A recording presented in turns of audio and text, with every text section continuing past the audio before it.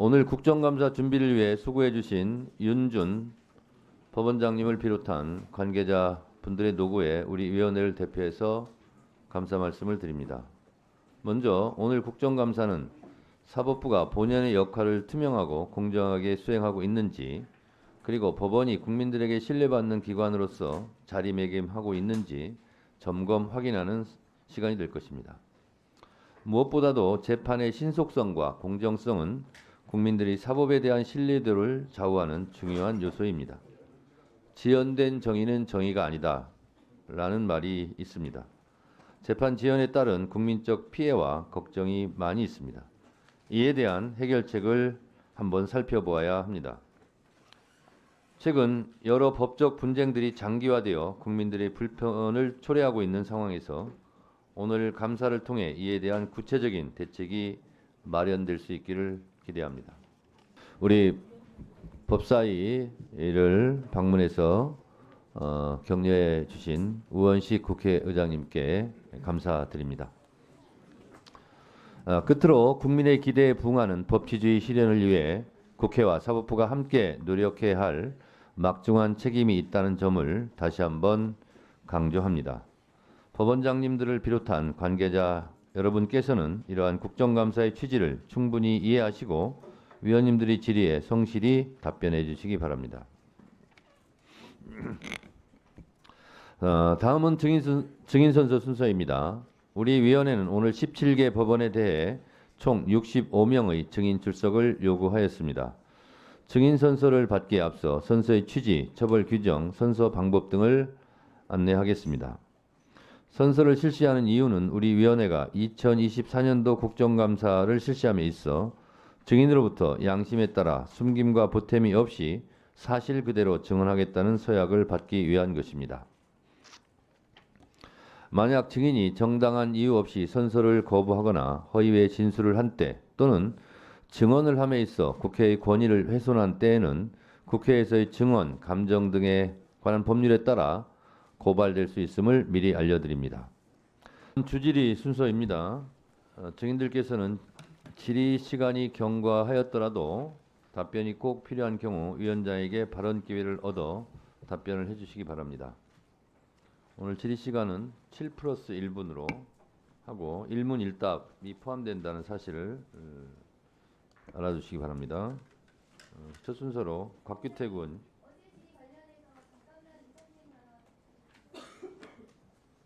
네, 하세요. 네, 조국혁신당 박은정입니다. 어제 그 미래한국연구소와 좋은날 리서치 등 명태균 관련 의혹 업체들이 직접 조사하거나 의뢰한 여론조사를 전수조사해서 저희 의원실에서 그 리스트를 어제 질의에서 대검찰청 국감 질의에서 제가 말씀을 드렸는데요. 그 당시 제가 말씀드린 여론조사 내역은 1위 후보자들이 명태균 씨에게 조사 의뢰한 것인지 여부는 분명하지 않고 해당 여론조사를 조작했는지 여부도 전혀 확인된 사실은 아닙니다.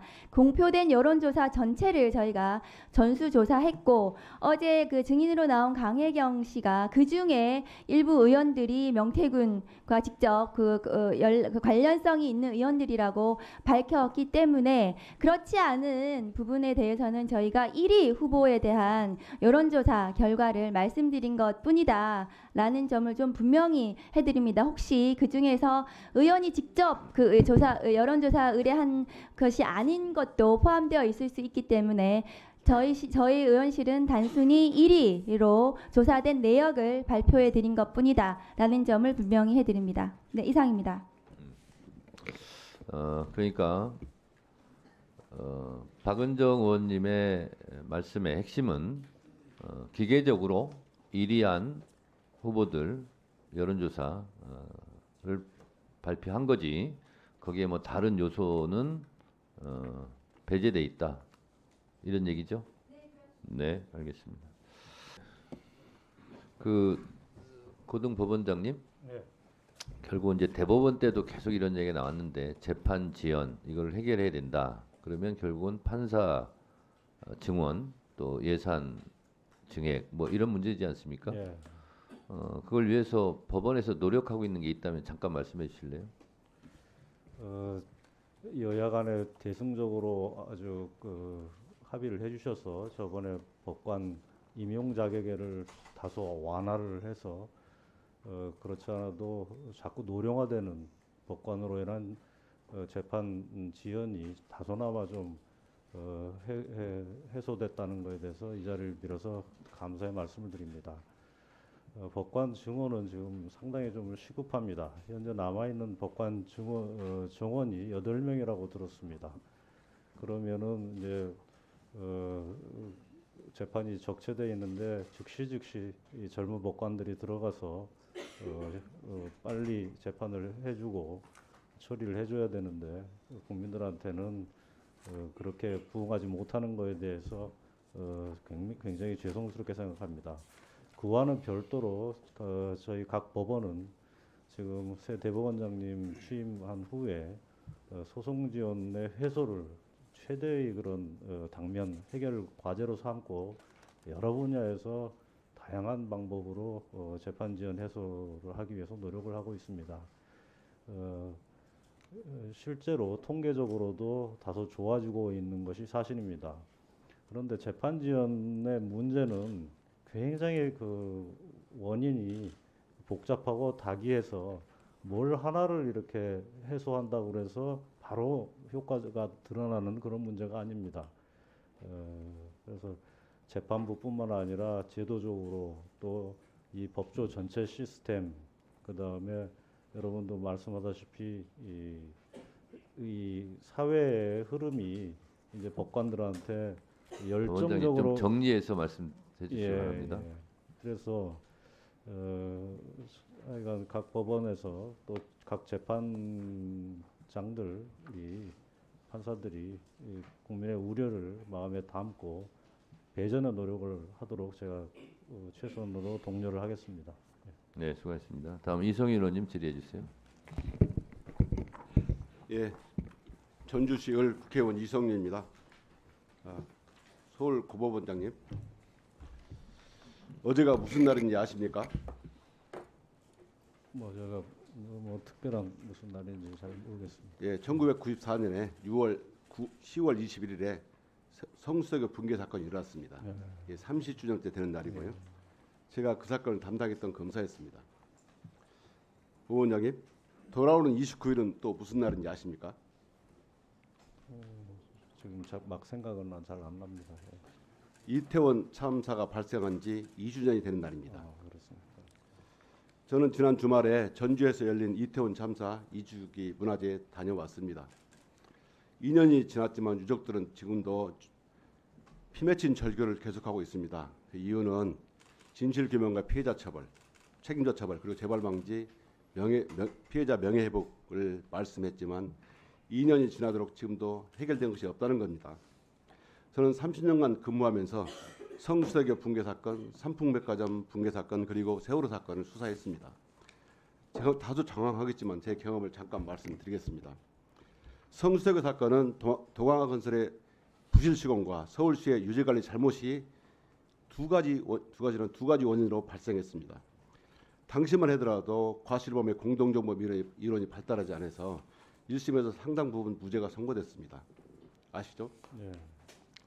그 후에 240일이 지난 후에 6월 29일 날 530명이 사망한 삼풍백화점 붕괴 사건이 일어났습니다. 정말 이래서는 안 된다는 사회적 요구가 정말 빗발쳤고 해외에서조차 정말 한국이 조롱거리 됐습니다. 그러면 철저한 진상규명, 책임자 처벌 이런 시민들의 요구가 빗발쳤습니다. 그래야만 대형 참사가 다시는 발생하지 않을 거라고 했습니다. 이러자 법원이 사회적 분위기에 부응하듯이 성수대교를 시공한 동아건설과 관리 책임이 있는 서울시에서 교량의 안전 유지라는 공동 목적을 가지고 있다. 이종의 공동과실의 공동용범을 인정한 겁니다. 그 후에 우리가 더 안전해졌습니까? 아닙니다. 2014년에 다시 세월호 참사가 발생합니다. 이번에는 304분이 돌아가시는 엄청난 대형 참사가 발생합니다. 다시 국민들이 엄청난 비난을 합니다. 진실을 규명하고 책임자를 엄벌하라. 아시겠지만 선박회사와 화물 고막업체 그리고 선원들은 당연히 이종의 과실이지만 공범이 인정됐습니다. 더 나아가서 침몰하는 세월호를 두고 자기들만 살겠다고 탈출한 선원들, 그리고 죽어가는 피해자들 보고서도 탈출한 선원들에 대해서 비필적 고의 또는 부작용 살인죄가 인정됐습니다. 저는 법원이 이종 과실의 공동정범을 넘어서 고의범까지 인정한 것은 정말 전향적인 판결을 이뤄낸 것은 국민들의 요구에 부응한 거라고 생각합니다. 법원이 국민들의 피해자들의 목소리를 이해하고 그 피맺힌 절규를 들어준 결과라고 생각합니다. 이래서 법원이 더디지만 전향적이고 적극적인 법의 해석을 통해서 안전한 사회를 만드는 데 일정 부분 기여했다고 생각합니다. 동의하십니까? 예. 지금은 어떻습니까? 바로 2년 전에 이태원에서 159분이 돌아가시는 엄청난 참사가 발생했습니다. 그런데 며칠 전에 법원은 또다시 무죄를 선고해서 유가족을 절망하게 만들었습니다. 진실을 규명해야 할 국가는 없고 누구 하나 책임지는 사람이 없습니다. 정작 책임져야 할 사람들은 법 뒤에 숨고 대롱으로 하늘을 보듯이 좁은 법 해석만 법원은 고집하고 있습니다. 하이직에만 책임을 지웁니다. 그러니까 피해자들로부터 이게 나라냐 이런 절규가 나오는 거 아니겠습니까? 심지어 처벌받지 않은 사람들은 마치 무죄라도 확신했는지 망언을 쏟아내고 우리 사회를 어지럽히고 있습니다. 법원은 이태원 참사 판결을 통해서 국민의 생명과 재산을 지키는 것이 국가와 공직자의 책임이고 이 책임이라는 사실을 선언하는 기회를 놓쳐버렸습니다. 지금까지 30년간 법원이 적극적인 법 해석을 통해서 이 사회의 안전을 위해서 기여했던 것은 사글이 무너졌습니다. 이 무도하고 정말 생명에 대한 존중이 1도 없는 윤석열 검찰 정권에 법원이 일조하게 된 겁니다. 그래서 피해자들이 절규하고 이게 나라냐라고 소리 지르게 됐습니다. 우리 유가족들이 바라는 것은 별거 없습니다. 사건의 진실규명, 그리고 책임자 처벌, 재발 방지와 피해자 명예 회복입니다. 왜 그럴까요? 혹시 생각해 보셨습니까, 원장님? 국가기관과 책임 있는 정작 책임 있는 사람들이 책임을 지우지 않으면 그것이 나쁜 선례가 돼서 계속 이런 참사가 일어나는 겁니다. 제가 30년간 대형 참사의 예를 들어드린 거, 말씀드린 거 바로 이런 나쁜 선례가 만들어지기 때문에 그럽니다. 법원에서 이런 참사가 발생할 때마다 책임자 그리고 고위직 이런 사람들을 엄중 처벌했다면 다시는 이런 대형 참사가 발생하지 않았을 것입니다. 자, 이태원 참사에 이런 말이 있습니다. 막을 수 있었다. 그러나 국가는 없었다. 원장님, 이 메시지 보신 적 있습니까? 예. 세월호 3사 때에도 삼풍백화점 붕괴 사건 때에도 이태원 참사 때에도 똑같은 말이 나옵니다. 정말 진실규명, 피해자 처벌, 그리고 명예회복. 다시는 죄 없고 M1 국민만 이렇게 절규하지 않도록 유가족과 피해자의 피맺힌 절규에 귀를 기울여 주십시오. 원장님. 자, 누차 말씀드리지만 책임 있는 자들이 그에 대한 합당한 책임을 지지 않고 처벌받지 않는다면 참사는 다시 계속 발생할 수밖에 없습니다. 다시 한번 보시겠습니다. 우리 피해자들이 이렇게 합니다. 법원의 사명이 뭐냐? 법원이 다시는 이런 국가와 공공기관 그리고 책임자들의 처벌을 하지 않는다면 이런 나쁜 선례를 계속 만들어지고 대형 참사에 법원이 협조하는 결과가 된다. 이걸 막아야만이 우리 국민들이 법원에게 준 막중한 사명이라 법원의 역할이라고 주장하고 있습니다. 네. 유가족 여러분들의 그 애통하고 비통한 마음을 법원이 어루만져줘야 되는데 아마 1심 재판부에서 법리와 증거에 따라 재판하다 보니 유가족들한테는 좀 섭섭한 그런 재판 결과가 있지 않았나 생각을 하다 봅니다. 아마 곧 또 항소돼서 또 재판이 또 있을 텐데 그런 모든 걸 헤아려서 공정한 재판을 하지 않을까 그렇게 기대합니다. 예. 네, 우리 고법원장님, 윤준 법원장님께 질문드리겠습니다. 정말 고생 많으십니다. 요즘 이 법원에서 저도 젊은 직원들 사이에서 검사의 무리한 기소 또 이 법정을 기만하는 허술한 증거를 보면서 참 한심스럽다라는 얘기가 많이 나오고 있습니다. 혹시 그런 얘기 들어보신 적 있습니까? 네, 저도 들은 바가 요즘 있습니다. 그렇죠. 네. 영장을 너무 엄청나게 청구하면서 이게 영장 사유도 안 됐는데 자꾸 해달라고 떼쓴다는 거예요. 열심히 이거 법정에서 이 여러 가지 조작 이 증거라든지 사실 증거로 채택하기 어려운 것들을 제시하면서 검찰이 무리한 기소를 하다 보니까 억지 주장을 하게 되고 그러면서 법원 공무원들 힘들다는 얘기를 많이 하고 있습니다. 들어보신 적 있으시죠? 예. 그 김건희 여사 불기소 처분 혹시 보셨나요? 판결문 혹시 보고는 받으셨을 거고요. 판결문 혹시 보셨나요? 불기소 결정문 보셨습니까? 저는 못 봐- 뭐 자세하게 예, 바쁘실 테니까요. 근데 보면은 1, 2심 판결문에 김건희 여사가 124회, 범죄 일람표에는 289회에 등장합니다. 그 정도 또 2차 주가 조작 과정에서 이 사실상 통정 거래의 거의 50% 절반이 육박하는 계좌는 유일하게 김건희 여사 계좌밖에 없거든요. 그러면 사실상 이분에 대한 수사는 이루어져야 되고 사실상 당연히 기소가 돼야 되는 거 아니겠습니까? 마치 제주는 곰이 부리고 돈은 조련사가 벌었는데 곰만 기소하고 조련사는 불기소한 거예요. 그런 경우는 어떻게 해야 됩니까? 아니, 아니 제주를 곰이 열심히 부려고 돈은 조련사가 벌었는데 곰을 기소하고 조련사를 불기소하는 결정 이런 거에 대해서 어떻게 생각하십니까? 제가 답변할 문제가 아니라고 생각합니다. 알겠습니다. 그러면 이 성명권 행사에 대해서는 물론 뭐 이 여러 사람에 대해서 성명권 행사하긴 합니다만 그럼에도 불구하고 성명권 어찌되건 사람뿐만 아니라 범죄에 대해서도 행사해야 되는 거 아닙니까? 동일한 범죄에 대해서 이 여러 이 범죄의 혐의가 입증되는 과정이라면 왜 이 범죄에 함께 연결되어 있는 사람에 대해서 불기소하느냐라고 이 법원도 좀 지적해 주셔야 되는 거 아닌가요?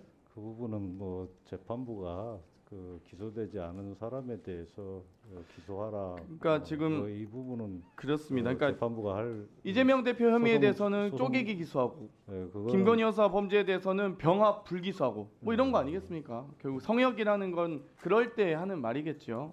그 재판부가 불기소한 네. 부분에 대해서 넘어서서 기소하러까지 그렇게 소송 지휘권을 행사할 수는 없게끔 법이 규정돼 있습니다. 네, 법원이 잘 중심을 잡아주시려 보고요. 지금 이 한국방송 KBS 야권 이사 5분이 이 서울 이제 이 제2사 이게 세이사 추천에 대해서 이 혈역 정지와 임명 정지 처분 무효 소송을 제기했었는데 방통위가 지금 재판부 기피 신청을 했었잖아요. 그래서 서울고법에 가 있는데 물론 평균적인 이 판결 이 고법의 판단이 나오는 것은 3달 정도지만 지금 1달 넘게 지나고 있습니다. 정말 많은 이 정말 뭐 이 공영방송을 위해서 헌신해온 언론인들이 많이 고통받고 있거든요. 뭐 여러 KBS 이사 선임 과정, 뭐 일단 이사장 해임 과정부터 저는 문제라고 보는데 또 이 위법한 사장 선임 과정 다 문제가 있습니다. 뭐 공고도 안 하고 막 마음대로 의결하고 그런데 어찌되었건 서울고법이 이런 부분 기피 신청에 대해서 빠르게 방통위에 이 신청을 결론을 내주셔야 고통받고 있는 언론인들 또 지금 현재 아주 중요한 KBS 사장 임명 교체기거든요. 그렇기 때문에 고법이 좀 판단 빨리 해주셔야 될 것 같은데 어떻게 생각하십니까? 네, 열심히 심리 중이라고 얘기를 들었습니다. 예, 평상시면 모르겠는데 지금 사장 교체 시기거든요. 사장 이제 이 후보군이 4명이 지금 또 임명해야 되고 이사 의결을 해야 되기 때문에 매우 중요한 시기이기 때문에 좀 요청드리겠습니다. 제가 이 국정감사 때 이 김성태 증인 관련돼서 수원지법 원장님께 좀 질문드리겠습니다. 피고인 보석 석방할 때 보통 의견서 제출하잖아요. 우리 수원지방법원장님 좀 나와주시겠어요? 이 수원지법 형사 11부 신진우 판사가 김성태 1심에서 추가 증거 인멸의 우려가 없고 재판에 성실히 임한 점을 고려해 법정 구속을 안 했음이라고 합니다. 그리고 김성태 전 회장은 앞으로 불구속 상태에서 사건 관계인을 만나지 않겠다라고 했습니다. 그러면 재판부는 당연히 이 의견서를 보석 결정문에 넣었겠죠? 그렇지 않습니까? 예, 그럴 것 같습니다. 사건 관계인 만나지 않겠다 했는데 지금 김성태 회장, 김태균 씨, 김영기 전 차관, 쌍방울 양성규 회장 버젓이 모여서 옥상 파티하고 있습니다. 이러면 재판부가 보석 취소해야 되는 거 아닌가요? 어떻게 생각하십니까, 법원장님? 예, 재판부에서 어떤 보석 조건을 붙이는지, 그다음에 보석 조건을 위반했는지 그에 따라서 취소 사유가 되는지 여부를 판단하는 것 자체가 개별적인 재판 사항인 것 같습니다. 그렇기 때문에 만약 사실 그런 일이 실제로 있었다면 재판부에서 적절하게 판단해서 조치할 것으로 생각됩니다. 아니 지금 제가 이걸 영상이 이미 보도된 지 오래됐고요. 국정감사 중에 아니겠습니까? 국정감사에서 지적을 했는데도 불구하고 보석 취소하는 움직임이 별로 없어 보입니다. 그럼 이건 어떻게 해야 됩니까? 이거 법원장께서 가만히 방치하는 게 그게 재판에 관여하지 않는 건가요? 법원의 권위와 법적인 효력을 지키기 위해서라도 법원장께서 지도를 하셔야 되는 거 아닙니까? 아니 1심 선고 한 달 전에 사건 관계인 만나가지고 파티하고 있는데 사건 관계인 만나지 않겠다고 해놓고 그래서 이 재판부는 1심 선고 과정에서 협조적이라면서 법정 구속을 면했습니다. 이거 어떤 국민이 납득하겠습니까? 그렇지 않습니까? 예, 그 사항 재판 사항이라 제가 관여할 수는 없습니다만 의원님이 말씀하신 그런 우려를 아니 이거 재판 예. 내용에 관한 게 아니잖아요. 이거는 물론 보석도 재판에 뭐 광의로 해석하면 재판의 범주에 들어갈 수 있습니다만 아니 버젓이 이거는 뭐 위법한 사례가 바로 입증이 된 건데 이거 제가 뭐 허위 사실을 그냥 공표하고 있는 것도 아니잖아요. 예. 예, 그냥 버젓이 옥상 파티하고 있고 그 영상이나 내용 다 보도됐습니다. 좀 이거는 법원장께서 좀 지도해 주셨으면 좋겠습니다. 예, 알겠습니다. 이번에 그 이화영 부지사에 대한 재판과 더불어 이재명 대표에 대한 재판도 지금 형사 11부 신진우 부장판사에게 배당되나요? 예, 그렇습니다. 아니 근데 이것도 지금 제가 보면 무죄 추정 원칙도 반하고 확정 편향도 있고 노골적인 편파도 있는 것 같은데 재판부가 이미 대북송금 사건 관련 증거물들을 모두 봤기 때문에 이재명 대표가 증거 부동의하더라도 아무런 의미 없는 거 아니겠습니까? 이미 봤던 증거니까 생략할 수 있다? 이렇게 재판을 할 수 일부만 더 네. 진행할 수 있는 건가요? 아니 사실 이 다른 사안에 대한 별개의 재판 아니겠습니까? 그러면 그 재판에 대해서 다시 증거 능력을 있는지 없는지 입증을 해야 되는 거 아닙니까? 이거는 저희가 법학 개론에서 배웠던 것 같은데요. 법조인도 아닌데 저도 이거는 알 것 같은데. 예, 별개 사건이기 그러니까요. 때문에 예, 증거 별개 사건인데 증거 입증을 진행될 다시 것입니다. 해야죠. 증거 능력 있는지 없는지. 그리고 두 번째, 아니 이미 해당 사건에 대해서 유죄 판정을 내린 이 판결을 내린 재판부가 이미 자기 재판을 뒤집어야 되는 판단을 할 수 있겠습니까?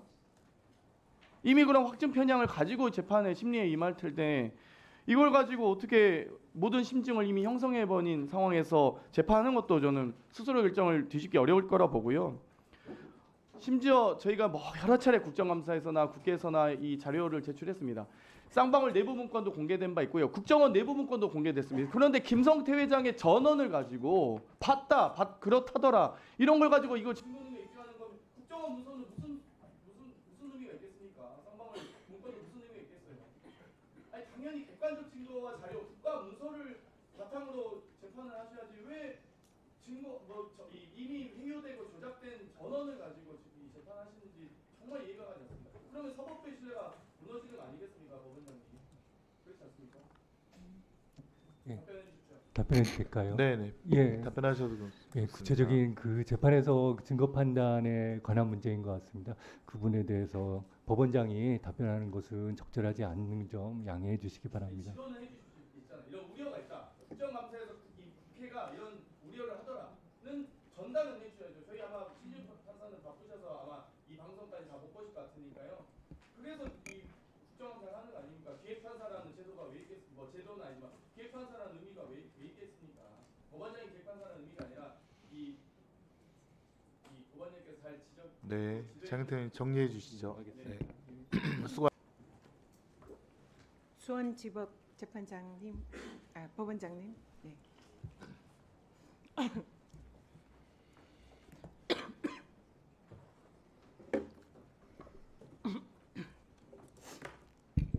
네. 방금 우리 존경하는 장동혁 의원님이 굉장히 훌륭한 지적을 해주셨습니다. 근데 검찰도 공소장 일본주의를 지켜야 되고 그리고 대법원 판결에 의해서도 법원은 그런 법관들의 예단을 방지하는 그런 여러 가지 조치를 하고 있는 것으로 보입니다. 제가 질문을 드리고 싶은 것은 지금 현재 수원지방법원 형사 11부에서 이재명 대표의 지금 재판이 진행되는데요. 여기에 대해서 지금 형사 11부 재판장인 신진우 판사에게 이재명 대표가 사실상 이 재판부 재배당 신청을 했습니다. 근데 여기에 대해서 재판부가 거부를 했었는데요. 이 사안이 제가 보기에는 방금 장동혜 의원님 말씀하신 사안과 거의 그 맥락이 다 있다 이렇게 생각합니다. 신진우 판사는 이하영 전 부지사 재판에서 쌍방울 대북 송금이 이재명 대표의 방북을 위한 비용이다라는 사실을 인정을 했습니다. 그러면 그 사안이 굉장히 중요한 쟁점이 되는 이재명 대표 재판에서는 대북 송금 목적을 이재명 대표에게 불리한 심정과 예단을 가지고 재판에 임하게 된다는 것을 의미합니다. 판사가 이 본인이 한 판결에 대해서 다시 그 같은 사건을 담당을 했을 때에 이제 피고인만 달라지죠. 새로운 증거나 이런 결정적인 변동이 없는 이상 똑같은 그런 판결을 할 가능성이 너무나 명확한데, 그렇다면 이거는 공소장 일본주의의 판사들에 대한 공정한 재판을 할 그런 의무, 그리고 예단을 가지지 않고 재판에 임해야 되는 그런 의무를 정면으로 위반한다 이렇게 생각합니다. 그리고 대법원에서도 이미 이런 공소장 일본주의를 위반하는 이런 공소 제기에 대해서 공소기각 판결까지 한 상황에서 수원지법에서 이렇게 그런 예단을 가지고 재판할 것이 너무나 명확한 이런 사안에 이 재배당을 인정하지 않은 것은 이거는 좀 법리적으로도 문제가 있다 이렇게 보이고요. 방금 우리 존경하는 우리 중앙법원장님께서도 오염되지 않은 다른 재판부가 맞는 것이 이 사안은 아니지만 일반론적으로 그것이 맞다 이렇게 말씀하시는데 어떻게 생각하시나요? 예, 현재 종전 사건하고 새로운 사건이 별개의 사건이기 때문에 그러한 경우에는 제척 사유에 해당하지 않는다고 판단하는 것이 대법원 판결인 것 같습니다. 그리고 지금 현재 법령이나 예규에 지금 공범에 대해서 재판한 경우를 제척 사유나 아니면 배당 배제 사유로 명확히 규정하고 있는 제척 사유 규정이 법에 없습니다. 정해져 있는 규정에 정해진 제척 사유를 말씀드리는 게 아니고요. 예. 이 사안은 이미 거기에 대해서 심정을 가지고 있는 판사가 이 사건을 또 이미 유죄 판결을 한 판사가 이 사건을 그대로 맞는 것이, 그리고 그것이 중요한 쟁점이 되는 그런 사안에 대해서는 이미 예단을 가지고 있기 때문에 그 재판을 맞는 것이 적절하지 않다. 그 말씀을 드리는 겁니다. 그래서 한번 좀 검토를 부탁드리겠습니다. 예. 네, 네, 들어가십시오. 한번 좀 판단해 주시고 검토 좀 해주십시오. 법원 내부에서. 네, 우리 김정중 네. 중앙지법 법원장님께 질의를 하겠습니다. 네, 반갑습니다. 네, 고맙습니다. 네, 이 허위사실 공표 공직선거법에 있어서 그 내용인데요. 거기에 대해서 몰랐다, 기억나지 않는다, 어떤 사안에 대해서 사람에 대해서 몰랐다, 기억나지 않는다, 그렇게 얘기를 하는 것은 피고발인의 주관적 인식의 영역인데 이것을 허위라고 볼 만한 근거가 충분한가, 이렇게 누가 발언을 했습니다. 이 발언에 대해서는 어떻게 생각하십니까? 그 질문을 듣자니까 지금 우리 법원 소속 재판부가 맡고 있는 중요 사건이 연상됩니다.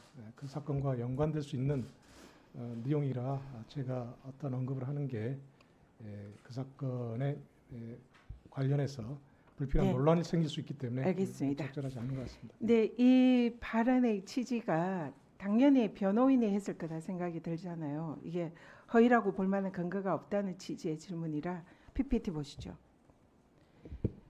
근데 이게 이재명 후보를 수사한 검사가 한 발언입니다.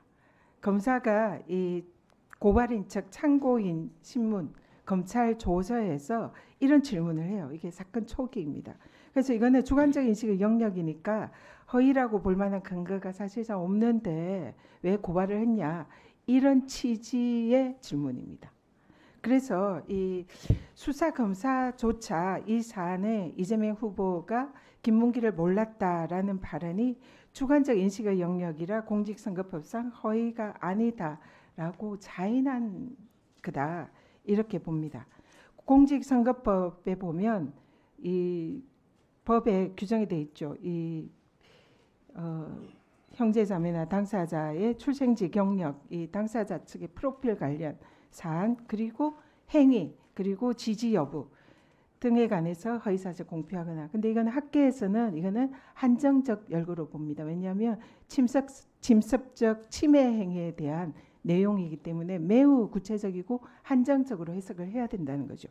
그래서 지금 누구인지 그 사람을 모른다 이 발언은 주관적 인식의 영역이기 때문에 공직선거법상 저기 어디에도 해당되지 않고 행위에도 해당되지 않는다. 이것이 법의 해석의 합리적인 해석이다 이렇게 생각합니다. 또 대법원 판결을 한번 보실까요? 대법원 판결을 보면 이 허위 행위에 대해서는 특히 후보자가 토론회 중에서 한 발언에 대해서는 신중해야 되고 토론에 관련해서 일방적이고 적극적으로 허위 사실을 표방한 것이 아닌 한 허위 사실 공표를 볼 수 없다 이렇게 판시를 하고 있어요. 근데 저 김문길 개인적으로 모른다는 질문이 어디서 나왔냐면 이 대선 후보 토론 과정에서 방송 앵커가 이재명 후보에게 김문길을 개인적으로 좀 아십니까? 이렇게 질문한 거예요. 그래서 거기에 대해서 모른다라는 취지거든요. 개인적으로 좀 아십니까? 여기서 우리 법원장님들이나 판사님들이 직원들에 대해서 개인적으로 좀 아냐라고 물으면 어떻게 답을 하시겠습니까? 대부분 설사 보고를 받고 이렇게 모른다가 자연스러운 얘기죠. 그래서 이 부분에 대해서 근데 검찰은 이것을 징역 2년을 구형을 합니다. 기소하고. 그런데 윤석열 후보는 당시에 대선 때 김만배라는 이 당시 대검 출입 기자를 개인적 친분이 없다 이렇게 발언을 해요. 거의 비슷합니다. 똑같습니다. 그런데 여기에 대해서는 검찰이 뭐라고 불기소를 하냐면 이 개인적 친분이 이게 허위사실이라고 보기 어렵다고 불기소를 합니다. 그런데 나중에 보면 법원에서 이게 김만배에 대한 몰수 보전 처분이 있는데요. 윤석열 부친의 집을 김만배 누나가 샀는데 그 자금이 김만배로부터 나왔다라는 것을 검찰이 인정을 합니다. 그래서 검찰도 이 김만배가 윤석열 부친의 집을 사줬다는 걸 인정을 하는 거죠. 법원도 그걸 인정을 했고요. 이런 상황에서도 불기소입니다. 그런데 이재명 후보는 징역 2년.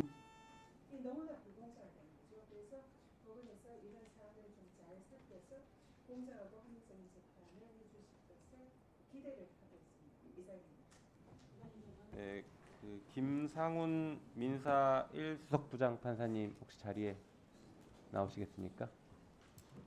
네.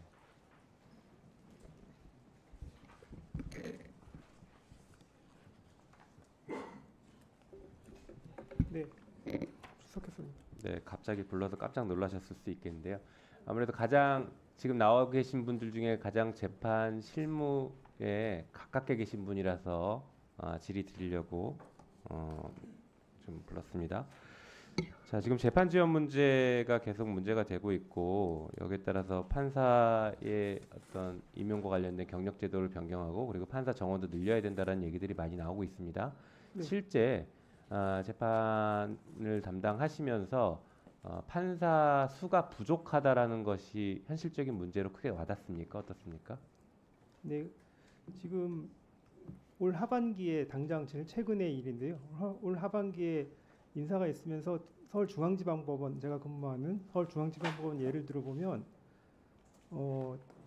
판사 수가 순 감으로 8명 이상 감소했습니다. 그래서 그 자리를 있는 재판부도 폐부를 하고 저희 법원에서 굉장히 그 효과가 있다고 생각하고 있는 그 장기미제 중점 처리 법관 제도를 담당하실 판사님들이 없어서 그 부분도 다 지금 자리가 없어졌습니다. 그래서 지금 장기미제 처리에 좀 지장이 있지 않을까 이렇게 생각하고 있습니다. 네, 저희 국회에서도 많이 논의를 할 건데 법원행정처의 그런 의견들, 구체적인 의견들을 잘 전달하시기 바랍니다. 네, 감사합니다. 네.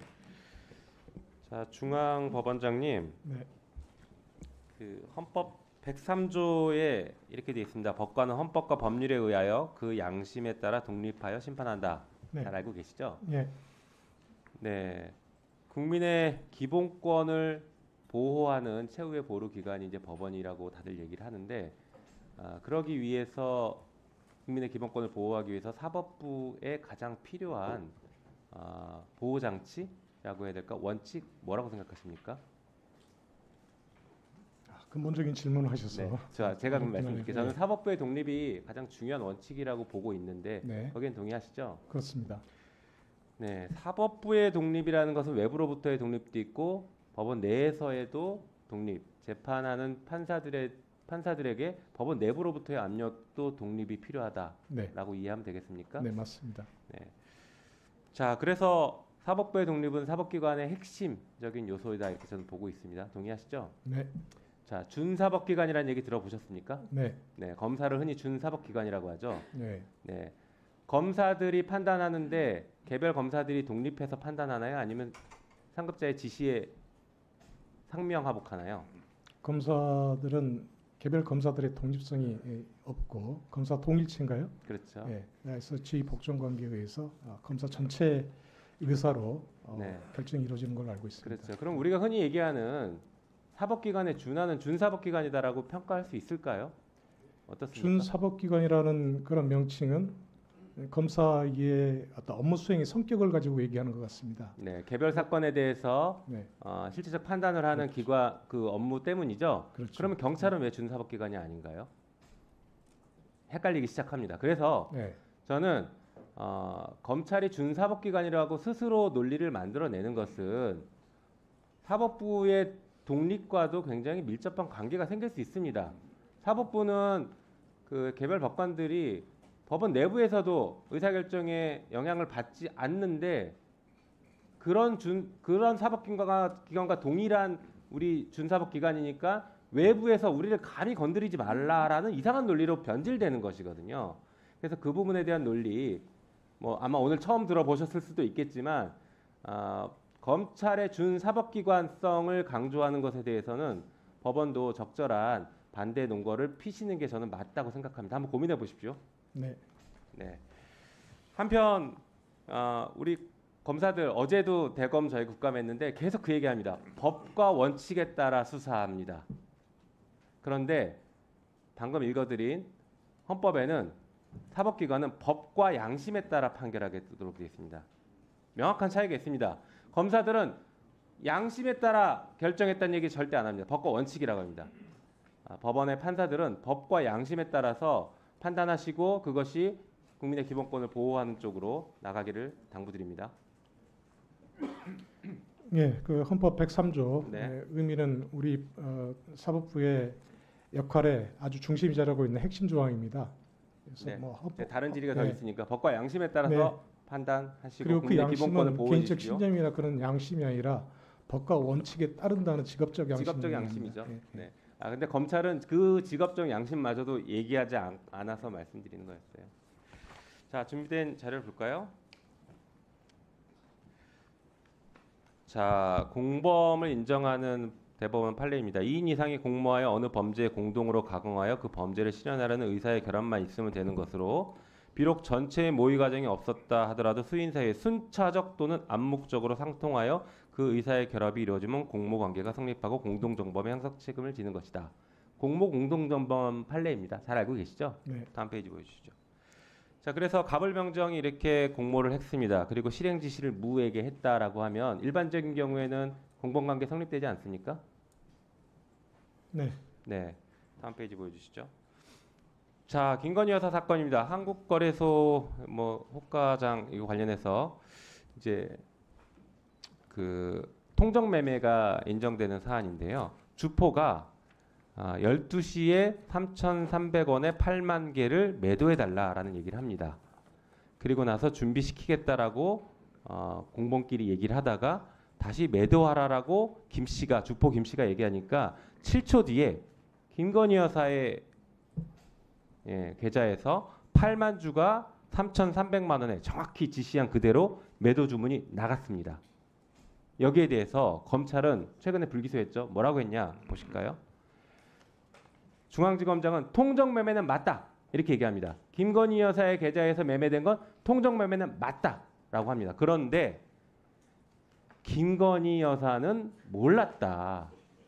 통정 매매인지 몰랐답니다. 주문을 넣으라고 해서 넣었지 통정 매매인지 몰랐다라고 이렇게 해서 무혐의라고 합니다. 다시 넘어가 볼까요?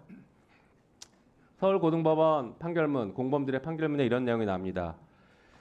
네, 이 매매가 보면은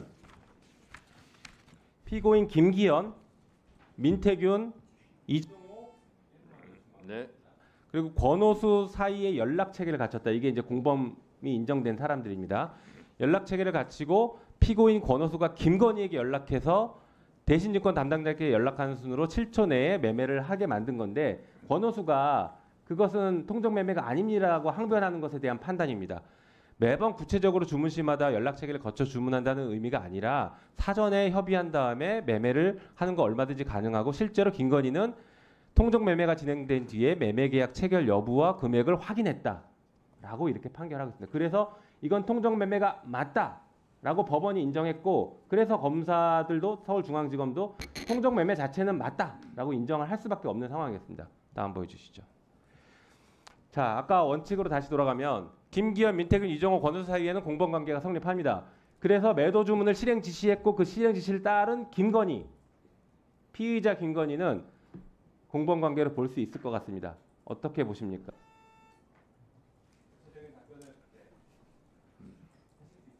아주 구체적인 사건에 대한 그 법적 평가 의견을 지금 요청하시는 건데요. 그 사건 불기소 처분의 일은 전체적인 어떤 구체적인 자료를 제가 접하지 못한 상태에서 섣부른 어떤 말씀드리는 것은 부적절하다고 생각합니다. 예, 양해 바랍니다. 예. 네.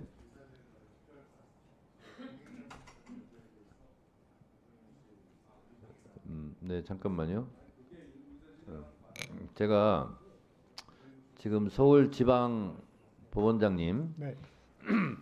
답변과 연관돼서 위원장으로서 말씀드립니다. 이 법사위에 출석하는 우리 기관 증인들께서 대체적으로 답변을 수사 중이기 때문에 답변하는 것은 적절치 않습니다. 재판 중이기 때문에 답변 드린 것은 적절치 않습니다. 보통 지금까지는 이렇게 답변을 해왔습니다. 그런데 국회 증언감정법이나 국정감사 및 조사에 관한 법률에 보면 특히 국정감사 및 조사에 관한 법률에 보면 제8조에 조사의 한계 이렇게 되어 있습니다. 거기는 재판에 영향을 끼쳐서는 아니 된다 하는 취지로 있는데 국회법 해설에는 그러함에도 불구하고 국회의원의 의정활동, 정치적 책임 추궁에 관해서는 재판 중이라 하더라도 그것을 질문할 수 있고 답변해야 한다. 이렇게 국회법 해설이 되어 있습니다. 그래서 재판 중인 사건이라면서 답변을 피해가는 것은 국회법, 국정감사법의 취지에는 적절하지 않다 하는 점을 말씀드리면서 이 취지에 맞게 답변을 해주실 것을 말씀드리고요. 네. 어떤 거? 우리가 몇 차례 얘기해서 제가 정리된 거 아니에요? 네. 한 말씀 또 하세요. 자, 들어보세요. 자, 위원장님 말씀하신 대로 국회법의 해설서에 보면 증언 감정에 관한 법률 또 거기 그 사조에 보면 증언과 관련돼서 분명히 직무상 비밀에 속한다는 이유로 증언이나 서류의 제출을 거부할 수 없다고 돼 있고 이와 관련돼서 질문에 그 국회법상에는 수사 중이거나 재판 중인 사안에 대해서 질문을 할 수 있다. 단 거기에 보면 진상규명 또는 정치적 입장 이런 거와 관련돼서 할 수는 있다고 되어 있습니다. 즉 이 법에 근거해서 재판 중이나 수사 중인 사건에 대해서 국회 차원에서 질문을 할 수 있다. 그러나 우리가 여기서 중요한 부분이 뭐냐면 국정감사법에 보면 8조에 조사의 한계가 나옵니다. 비록 그렇게 질문은 가능하지만 그 조사가 수사나 재판에 관여할 목적이 되어서는 안 된다고 하는 부분입니다. 그러면 이 기관 증인으로 오신 분들은 그에 관련돼서 이 사안이 내가 답변을 하면 이것이 수사나 재판에 관여할 목적이 될 수 있다고 판단한다면 그럼 거기에 맞게 답을 하실 수밖에 없게 되어 있습니다. 만일 중앙법원장이 방금 김용민 위원장께서 물어본 이런 구체적 사건에 대한 질문에 대해서 만일 재판부의 판단에 대한 판결문에 대해서 그것이 당부를 언급하는 순간 그 자체가 재판의 관여를 목적으로 이용될 수밖에 없는 겁니다. 그렇지 않겠어요? 그렇기 때문에 지금 위원장께서는 이 부분에 대해서 질문을 하면 반드시 답변을 해야 된다고 말씀을 하시나 실제로 그 한계로 인해서 우리 증인들은 그 부분에 대해서는 구체적 사안에 대해서는 답변을 해서는 안 된다고 하는 것이 지금까지 해석이었고 또 그것이 오랫동안 우리 법사위에서 법원, 검찰에서 나오신 기관 증인들이 답변한 내용입니다. 즉 방금 이와 같은 질문에 대해서 만일 우리 법원장이 그 구체적 판결문 내용을 모르는 상태로 마치 그 김영민 의원의 질문이 타당하다고 답을 하는 그 순간에 결국은 재판 자체가 뭐 잘못됐다고 판단하든지 검찰의 수사가 잘못됐다고 결론이 나지든지 이건 이 자체 그 답변만으로 수사와 재판에 관여가 되는 겁니다. 그렇기 때문에 지금까지 모든 그 기관 증인들 답변이 그렇게 갈 수밖에 자, 그러니까 정리해서 말씀드리겠습니다. 그 판사님들 앞에서 제가 법을 얘기해서 일단 죄송합니다만 국회법 관련해서 말씀드리면 증언 거부 같은 경우는 형사소송법 제148조, 149조에 의해서만 증언을 거부할 수 있습니다. 근데 형사소송법 148조와 149조는 실제로 공익상 필요하다면 증언을 거부할 수 없다. 이렇게 돼 있고요. 이게 그리고 국정감사가 사익이 아니라 공익이기 때문에 148조, 149조에도 불구하고 증언을 거부할 수가 없는 거고요. 선서 또한 그렇습니다. 그리고 자료 제출 같은 경우는 외교, 군사, 대북관계 이 관계가 외부로 공개될 경우 국익 침해가 명백하다고 판단될 경우 해당 부서의 장이 5일 이내에 소명한 경우만 자료 제출을 거부할 수 있습니다.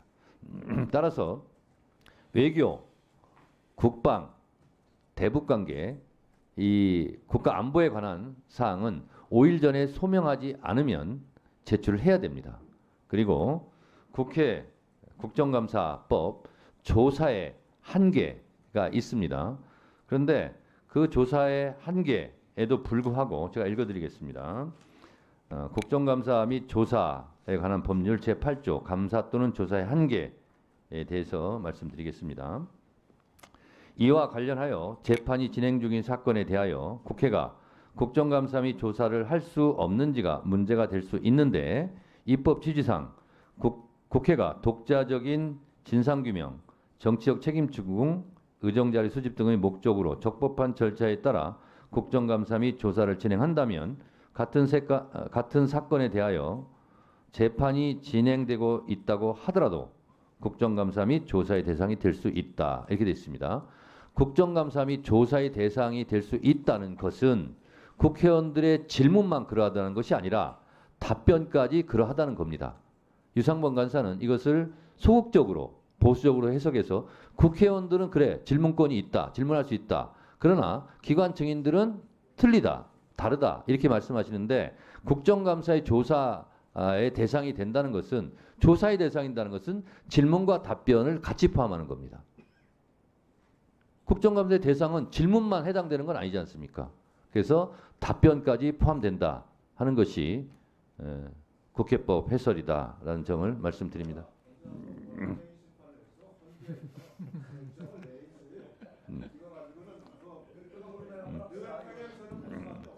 아니 유상범 간사님의 주장은 국정감사의 대상이 될 수 있다. 좋다. 의원들은 질문해도 좋다. 근데 기관 증인들은 답변 안 해도 좋다. 이런 해석이지 않습니까? 자 그래서 재판 중인 자 의원님들 조용히 해주세요. 마지막으로 정리하겠습니다. 재판 중인 사건이라 하더라도 국정감사의 대상이 될 수 있다라는 것은 국정감사의 대상이라면 질문과 답변을 다 포함하고 있다라고 해석하는 것이 진상 별도의 진상 규명이라고 돼 있어요. 사건 자체가 아니라 사건 자체는 질문할 수 없는 겁니다. 자, 정치적 책임 추궁도 할 수 있고요. 의정활동 수집도 되고요. 의정활동 대상이 될 수 있고 국정감사는 의정활동 대상이고 정치적 책임이고 진상규명 다 포함된다는 사실을 인지해 주시기 바라고 이런 유권 해석과 해석이 분분하기 때문에 글자로 써 있는 겁니다. 네. 네. 알겠습니다. 박지원 경험 많으신 의원께서 정청래 위원장 말이 맞답니다. 김승원 간사님 의사진행 발언 하세요. 오늘 방금 전 대통령실에서 어제 김건희 여사에 대한 동행 명령장을 발부한 국회, 특히 우리 법사위 결정에 대해서 차마 입에 담을 수 없는 그런 모욕적인 발언을 했습니다. 국감을 진흙탕에 몰아넣기 위한 구태 정치쇼를 하고 있다. 심지어는 폭력적인 정치 행태라고 이렇게 표현을 했습니다. 비난을 했습니다. 이는 국회뿐만 아니라 국민에 대한 도전이자 항명입니다.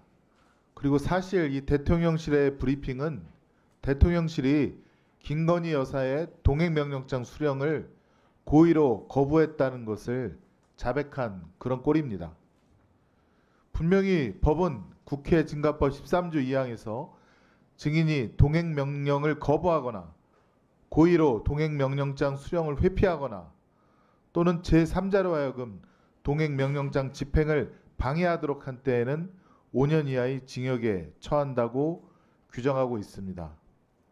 어제 김건희 여사 행태는 명백하게 동행명령장을 고의로 수령 회피한 것이고 또 대통령실 직원, 경호처 직원, 심지어는 경찰들로 하여금 동행명령장 집행을 방해하도록 하였습니다. 이와 같은 김건희 여사와 대통령실의 위법 행위에 대해서는 더 이상 묵과할 수 없습니다. 위원장님, 동행명령장 집행을 고의로 방해하고 수령을 회피한 김건희 여사와 성명불상 대통령실 관계자들 그리고 경찰 공무원에 대해서 우리 위원회 의결로 국회 증감법에 따라 고발할 수 있도록 검토해 주시기를 적극적으로 요청드립니다.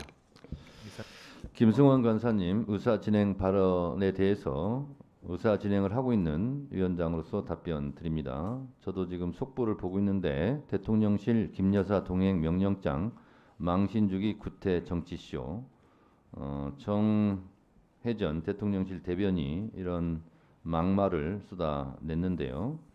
대통령 부인을 망신주고 진흙탕에 몰아넣기 위한 구태 정치쇼의 전형이다. 이 말은 이렇게 돌려드리겠습니다. 대통령 부인이 국회에서 동행 명령장을 발부받을 만큼 국민들에게 망신을 주고 진흙탕으로 국정을 몰고 간 김건희 여사가 스스로 반성할 일이다 이렇게 생각을 하고요. 또 정 대변인은 민주당이 헌정사상 처음으로 대통령 부인에게 동행 명령을 독단적으로 처리한 것은 의독제 민낯을 또다시 보여준 행태라고 말씀하셨는데 제가 돌려드리겠습니다. 윤석열 김건희 정권은 헌정사상 처음으로 대통령 부인이 국정농단의 한 복판에 서서 국민들의 준엄한 명령을 계속 무시하고 어기고 독단적으로 국정을 농단하고 한 것에 대해서 그 독재의 정권의 민낯을 보여주는 행태다라고 되돌려 드립니다. 어느 누구라도 법 위에 군림할 수 없습니다. 헌법에도 모든 국민은 법 앞에 평등하다 했듯이 모든 아내는 법 앞에 평등해야 합니다. 특히 대통령이 본인과 또 본인 부인에게 아내에게 직접 해당될 수 있는 최상병 특검법이나 김건희 특검법을 연거푸 거부권을 행사한다는 것은 내재적 한계론뿐만 아니라 이해 충돌의 소지가 다분히 있어 보입니다.